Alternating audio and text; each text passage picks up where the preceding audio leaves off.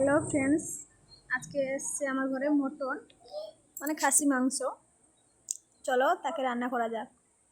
ফার্স্টে আলু, পেঁয়াজ, টমেটো সব রকমের মশলা সব কেটে কুটে রেখেছি।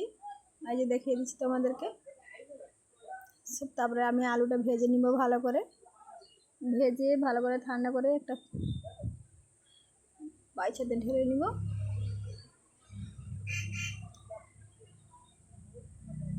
ঢেলে তাকে ভালো করে পাইচাতে রেখে কড়াইতে তেল দিয়ে দিব। মশলা করার জন্য তেল লাগবে, তেল দিয়ে দিব, অল্প একটু তেল দিব, কারণ খাসি মাংসতে তেল বেশি থাকে না, বেশি আমার বাড়িতে বেশি কেউ তেল খায় না। তেল দিয়ে তেল গরম হয়ে গেলে পেঁয়াজ দিয়ে দিব। পেঁয়াজটাকে ভালো করে ভেজে নেড়ে চেড়ে ভেজে নেব। নেড়ে চেড়ে ভেজে ভাজতে লাল হয়ে গেলে তারপরে আমরা তার উপরে আদা রসুন আরও দিব। আগে পেঁয়াজটা লাল হয়ে যাক,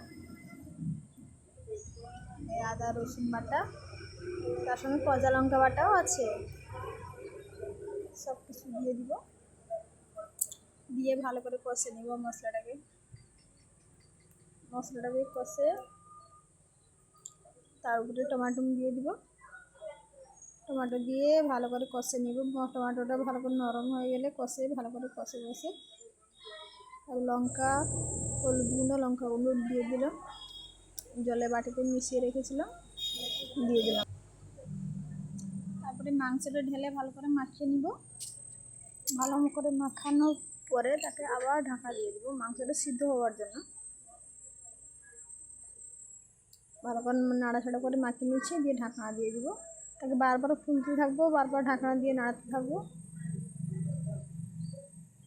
দিলে কী হয়, মাংসটা ভালো করে সিদ্ধ হয়ে যায়।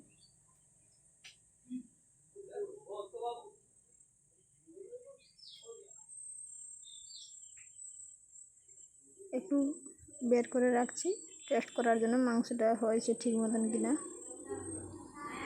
নুন ঠিক আছে কিনা। কষা হয়ে গেছে ভালো মতন মাংসটা, জল ঢেলে দিব। জল ঢেলে দিয়ে আরও কিছু সময় জলের মধ্যে সিদ্ধ হতে দিয়ে দিব। সিদ্ধ হওয়ার পর তাকে নামিয়ে নিব। এই দেখতে পাচ্ছেন ফুটছে ভালো করে, মাংসটা ভালো করে হয়ে গেলে তাকে নামিয়ে নিব। গরম মশলা দিয়ে তাকে নামিয়ে নিব।